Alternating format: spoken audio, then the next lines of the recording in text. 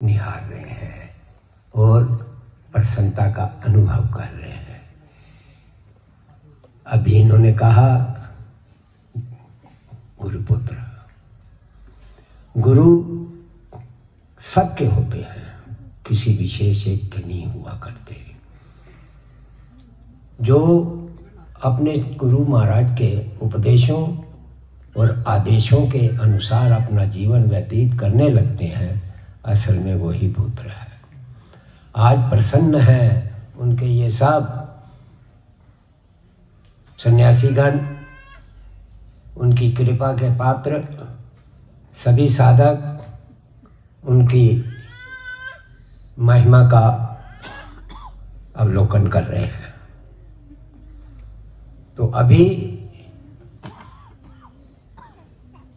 जैसे भजन में आखिरी पंक्ति आई, परम सद्गुरुदेवा। परम सद्गुरुदेवा का अर्थ क्या हो गया? जो तीनों लोकों से, तीनों गुणों से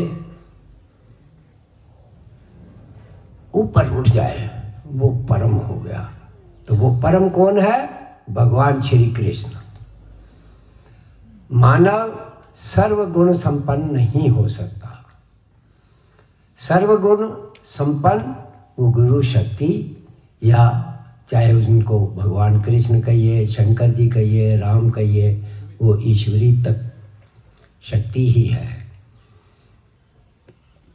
तो वो परम गुरु हम सबके कष्टों को हर लेते हैं, अर्थात हमारे दुखों कष्टों को अपने ऊपर ले लेते हैं।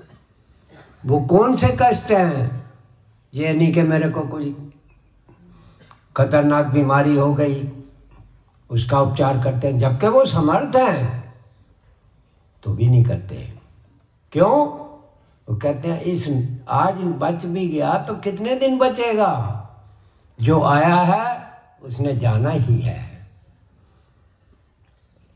तो वो आने वाले कष्टों को, जो हमें गर्भावस्था में ही हमारे शरीर बनते ही उसमें प्रवेश हो जाते हैं, वो कौन से कष्ट? राग, द्वेष, मोह, क्रोध, लोभ इत्यादि। मोह हो गया तो उसके प्रति अगर किसी ने कटु वचन कहे तो उससे द्वेष हो जाएगा। जिसने उसको थोड़ा पुचकार दिया उससे मोह हो जाएगा।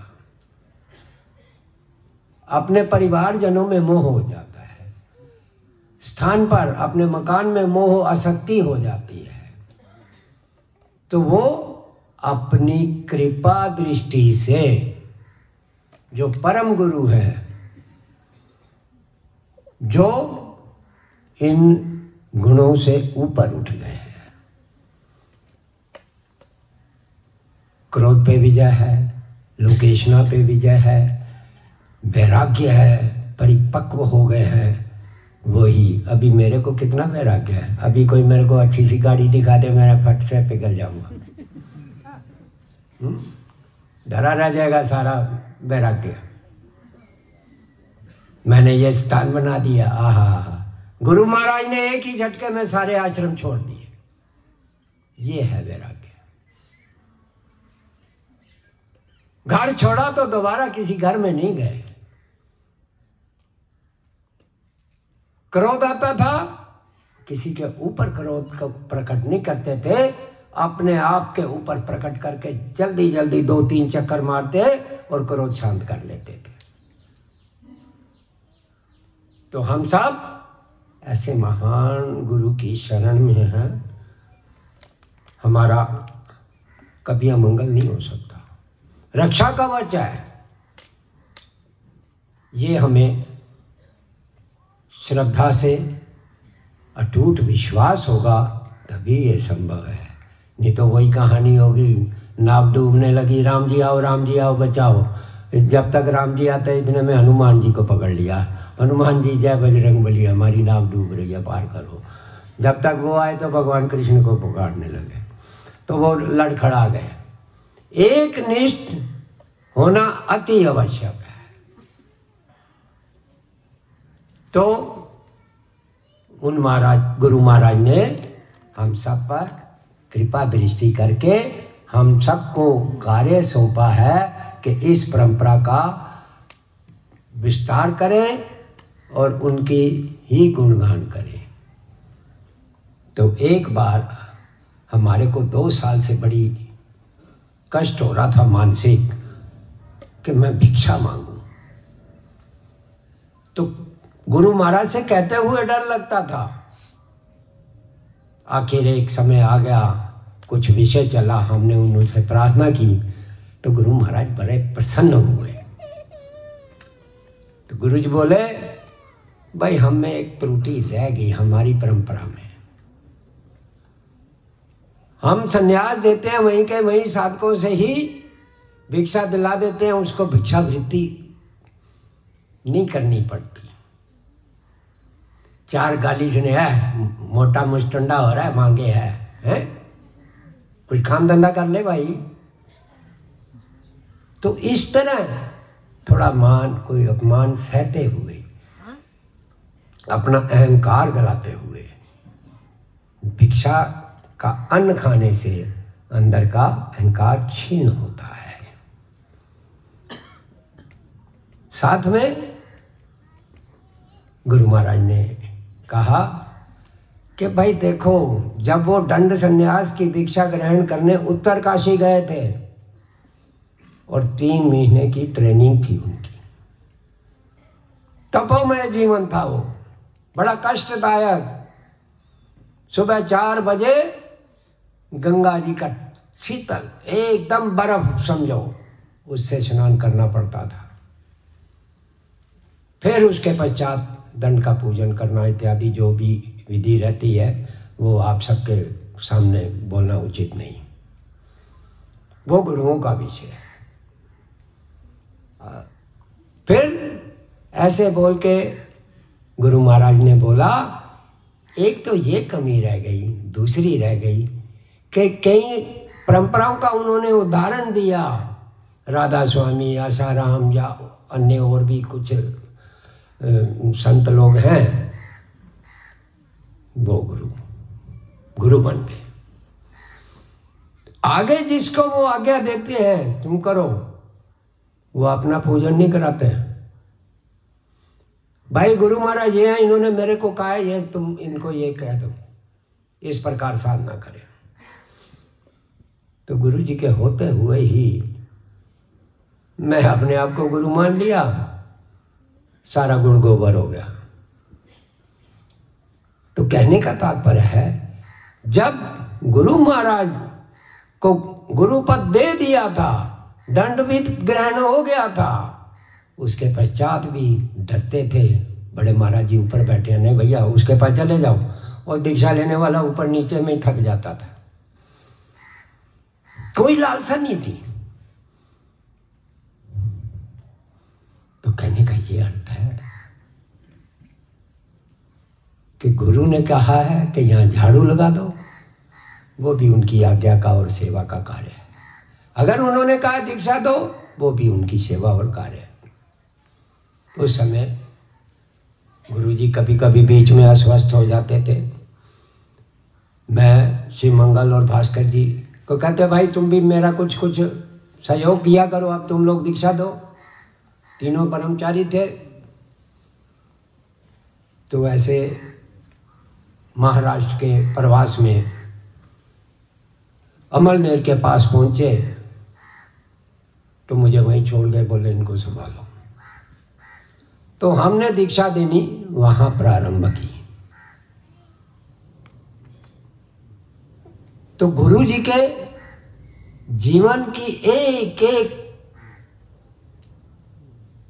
कार्य वाणी, जिस प्रकार रामायण के अंदर एक एक दोहे के ऊपर रहस्य छुपा है, राजगुह्या राज विद्या, जो गहरे से गहरे अंदरूनी रहस्य हैं, गुरु शक्ति आपको साधन की क्रिया के माध्यम से आपको अंदर से उसका दर्शन और उसके, जिसको हम ज्ञान कह देते हैं, ज्ञान मतलब अनुभव करा देती है। भले ही आप दूसरे को ना समझा सके, ना कर सके, लेकिन स्वयं उस चीज को अनुभव करते हैं। लेकिन उसको अगर जो कोई साधक अपना पुरुषार्थ मान लेता, वो वहीं रुक जाता है।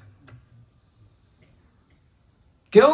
क्योंकि वो उसका अपने किया हुआ नहीं है, वो तो शक्ति की लीला है, वो उसकी कृपा है।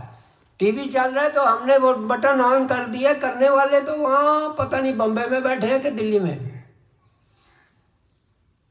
उसी प्रकार गुरुओं की अद्भुत लीला है, हम सब उनके ही पुत्र हैं।